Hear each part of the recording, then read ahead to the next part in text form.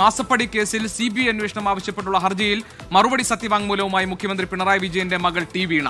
പൊതുതാൽപര്യ ഹർജി തന്നെ ബോധപൂർവ്വം മോശക്കാരിയായി ചിത്രീകരിക്കാനാണെന്ന് സത്യവാങ്മൂലത്തിൽ വീണ പറയുന്നു. മുഖ്യമന്ത്രിയുടെ മകളായതിനാൽ കേസിൽ പ്രതിയാക്കാൻ ശ്രമിക്കുന്നുണ്ടെന്നും താൻ വിദ്യാസമ്പന്നയായ യുവതിയാണെന്നും സത്യവാങ്മൂലത്തിൽ പറയുന്നുണ്ട്. വിഷ്ണു സുരേഷ് ഞങ്ങളുടെ പ്രതിനിധിയുണ്ട് വിവരങ്ങളുമായി. വിഷ്ണു, ഇത് MR അജയൻ നൽകിയതാണ് CBI അന്വേഷണം വേണമെന്ന പൊതുതാൽപര്യ ഹർജി. അതിൽ നേരത്തെ തന്നെ മുഖ്യമന്ത്രി മറുപടി സത്യവാങ്മൂലം, എതിർ സത്യവാങ്മൂലം സമർപ്പിച്ചിരുന്നു. ഇപ്പോൾ ടി വീണ നൽകിയിരിക്കുന്ന മറുപടി സത്യവാങ്മൂലത്തിൽ എന്തൊക്കെ കാര്യങ്ങളാണ് പറഞ്ഞിട്ടുള്ളത്?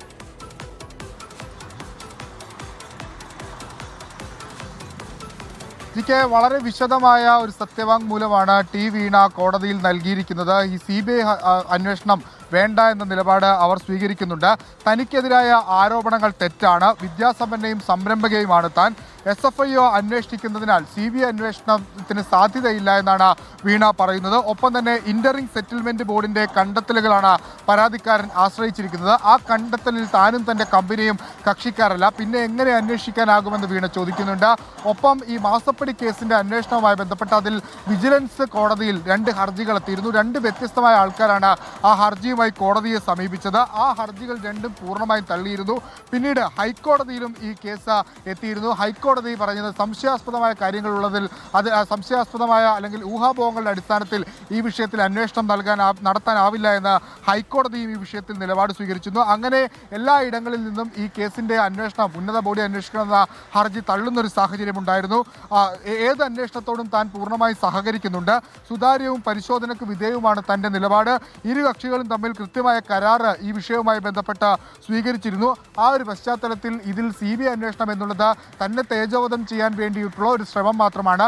മുഖ്യമന്ത്രിയുടെ മകളായതിനാൽ തന്നെ ഈ കേസിൽ പെടുത്താനുള്ള ശ്രമം നടത്തുന്നു എന്നുള്ളതാണ് വീണ തൈക്കണ്ടി ഇപ്പോൾ കോടതിയിൽ നൽകിയിരിക്കുന്ന സത്യവാങ്മൂലത്തിൽ വ്യക്തമാക്കിയിരിക്കുന്നത്. താൻ കമ്പനി തുടങ്ങിയത് 2014-ലാണ്, പിതാവ് മുഖ്യമന്ത്രിയാകുന്നത് 2016-ലാണ്. അതുകൊണ്ട് തന്നെ ആരോപണങ്ങൾ വനിതാ സംരംഭക എന്ന നിലയിൽ തന്നെ അപകീർത്തിപ്പെടുത്തുന്നത് മാത്രമാണ്. പൊതുതാൽപര്യ ഹർജിക്ക് പിന്നിൽ രാഷ്ട്രീയ ലക്ഷ്യമെന്നും വീണ വളരെ വിശദമായി സത്യവാങ്മൂലത്തിൽ വ്യക്തമാക്കിയിട്ടുണ്ട്. നേരത്തെ മുഖ്യമന്ത്രിയും സമാനമായ നിലപാട് ഈ വിഷയത്തിൽ സ്വീകരിച്ചിരുന്നു. ഈ ഹർജിയിൽ പൊതുതാൽപര്യമില്ല എന്നും രാഷ്ട്രീയ ആക്രമണം മാത്രമാണ് ലക്ഷ്യമെന്നും മുഖ്യമന്ത്രിയും കോടതിയിൽ പറഞ്ഞിരുന്നു.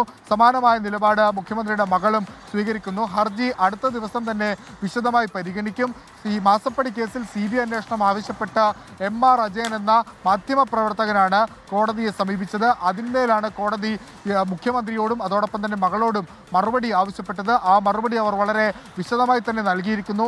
രണ്ടുപേരും പറയുന്നത് ഈ വിഷയത്തിൽ CBIയുടെ അന്വേഷണത്തിന്റെ ആവശ്യം ഇല്ല എന്ന് തന്നെയാണ്, രാഷ്ട്രീയ പ്രേരിതമായ ഒരു ഹർജി മാത്രമെന്ന് പറയുകയും ചെയ്യുന്നുണ്ട്.